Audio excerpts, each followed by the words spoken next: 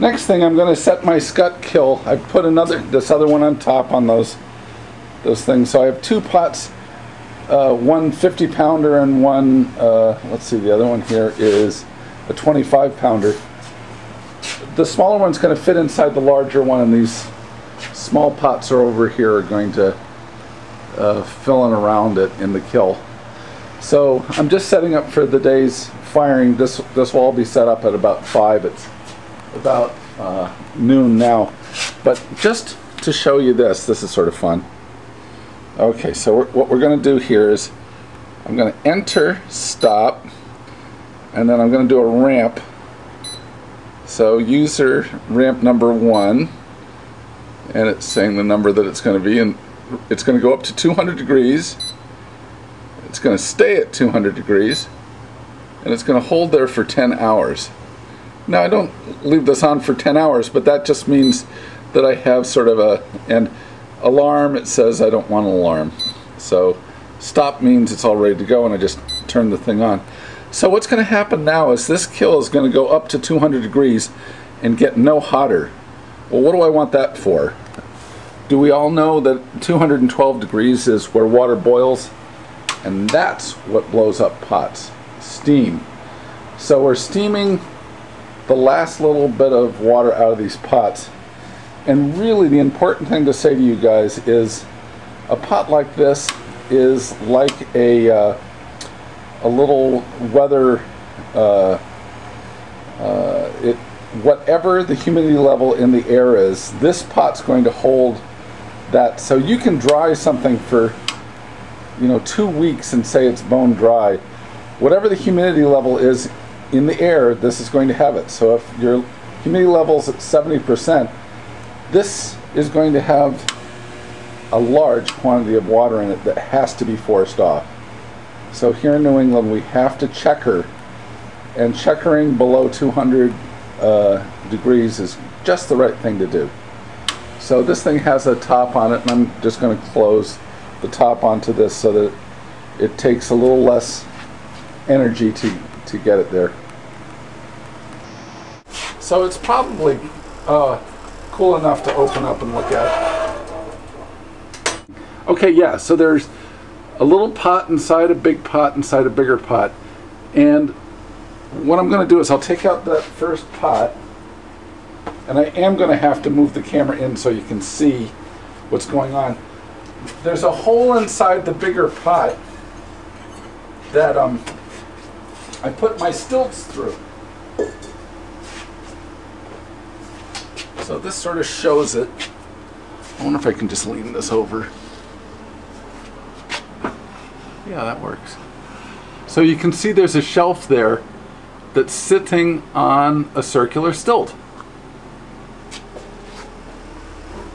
Okay, so here's a little shelf, not much of anything, and a little stilt sitting on the shelf below. So in other words, this will sit like that inside on the shelf below, and this is holding it apart from the other pot, and then you put the other piece on top of that. It's in the older shops, this is called kiln furniture. I'm also using these pottery feet to just keep the pot from rocking around in the kiln. A lot of times you'll use other kinds of supports. Oh, you'll make wads of clay, but these just happen to be a really good size, and I'm going to let this one drop. So there we have a nice 50-pound pot just came out of the kiln, and the one below it, you'll be able to see if I lean this in again, that again there's that circular shelf, a cut shelf, and then below it are these things going up through where the bottom is on the pot. I'll show you what's underneath that in just a second. Okay, so in the middle there I have some bricks, one in the middle and 5 around, and on those bricks I have some wads of clay so that when I put the first pot in, it sits in nice and softly and sits evenly to itself. The clay makes it self-balance. And then you see all the pots around the outside. That's just for thermal shock. There's a little bit of pots, and of course 2 of these pots are $250 each, so that's a $500 yield out of this kiln. And when you add $8 each for these little pots, that brings the yield up quite a lot more.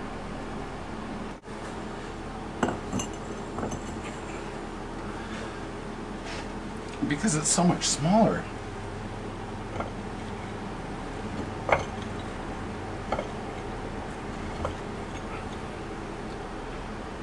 Okay, now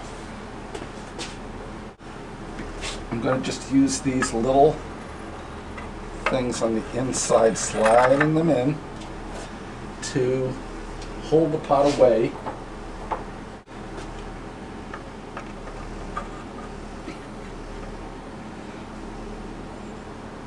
It doesn't need much, so that's all I did, is just have something so that it stops it from moving around.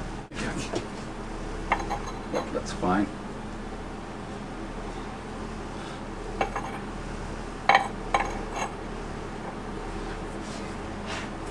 This is just another one of these to go in there, and then I'll take the shelf that just came out. It's quite hot.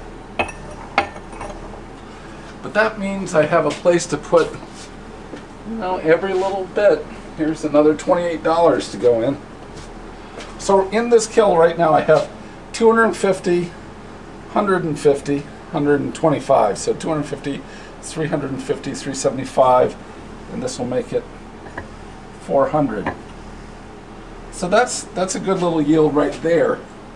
But it's going to go way up because we have all these pots from my wife that I've just taken out. And I'll put them all the way around the pot on the inside. So I have these little pots here, and we'll just make towers of them going up around. I'll show you that when it's done. So here we have it. I couldn't get all the way around with the little ones because I didn't have that many.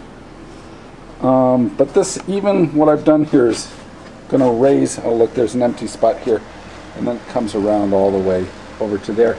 Each one of these has 3 of it in it, so there's 1, 2, 3, 4, 5, 6, 7, 8. 8 times 3, so 32 times 8, that's still, you know, quite a bit of money, so whatever. We have this, oh, and you can see these supports to keep it from moving around.